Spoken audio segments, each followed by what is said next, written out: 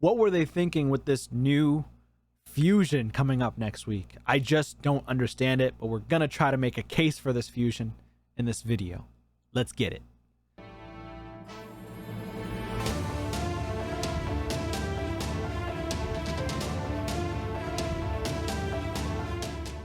All right, y'all. So we got Great Hoof Loriaka right here. And support-based champion, spirit-based champion, new champion coming to the game. She's going to be coming out next week. New fragment fusion, I believe it is.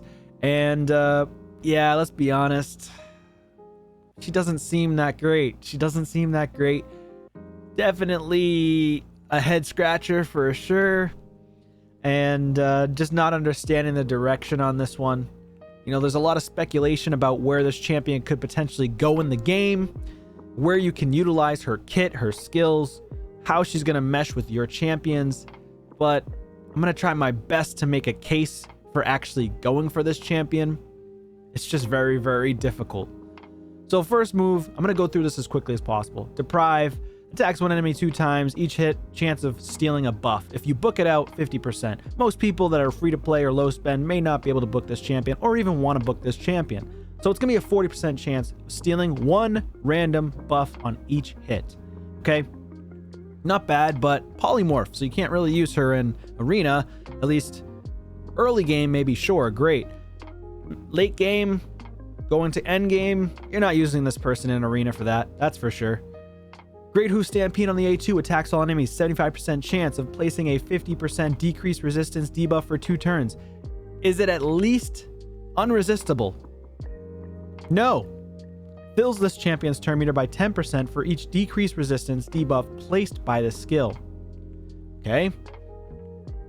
In PvP, I mean, this skill's not good unless it's unresistible. So in PvP, this just is a garbage skill. In PvE, this is like a, you know, contradictory skill, right? It's like, why? You basically have to build her with 500 plus accuracy for endgame content, or 300 plus accuracy.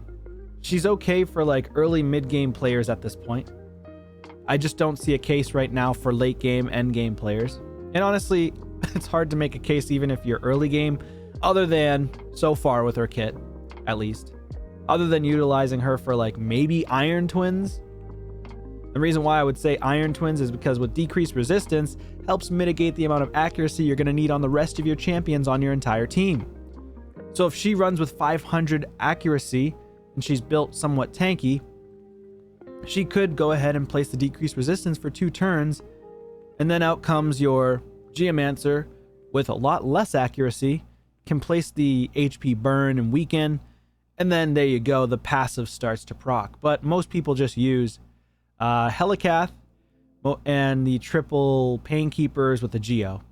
So I guess you can make the case if you don't have those champions. I just don't see it really working out that great. She could do good in that section of the game though, to decrease the resistance. But again, she needs high accuracy. And most people that are early game are not going to have those stats, right? They're just not going to get to stage 15 with this champion unless you're late game or closer to end game. And by the time you're at that point, you probably have tons of other champions that can do the job for you. So far, she's kind of meh. A3, Dance of Orb, places a block debuff buff on all allies for 2 turns. Also fills the turn meters of all allies by 20%. Not a bad ability for arena early game arena. Definitely okay for PvE. She seems like an all-around PvE champion. Does not seem like this is someone you should be bringing into arena unless you just don't have any turn meter boosters at all on your team.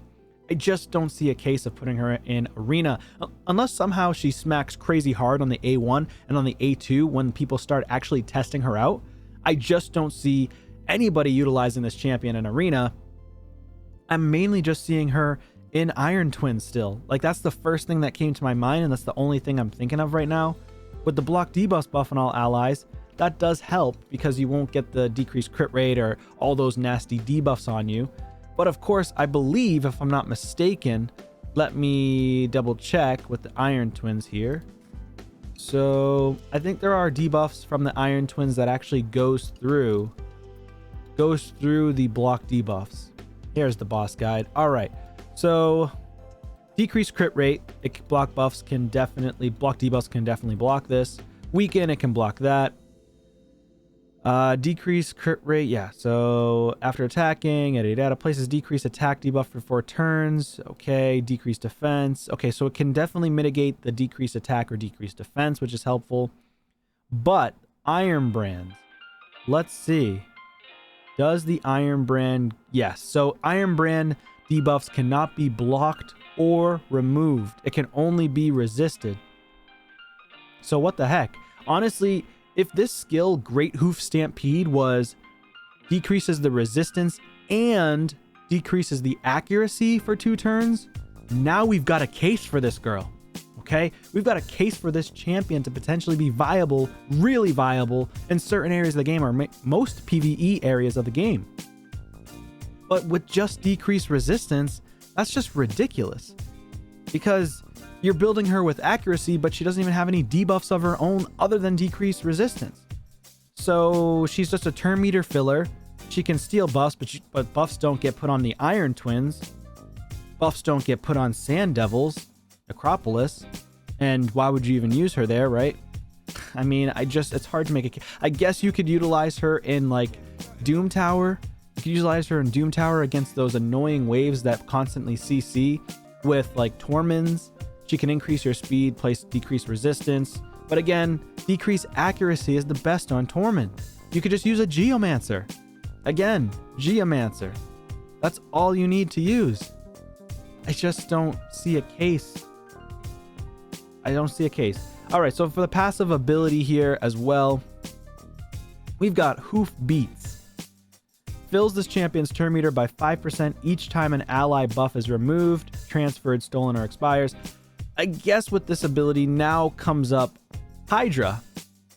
So Hydra, she's constantly filling turn meters of everybody because it fills turn meters of all allies by 20%, 3-turn cooldown.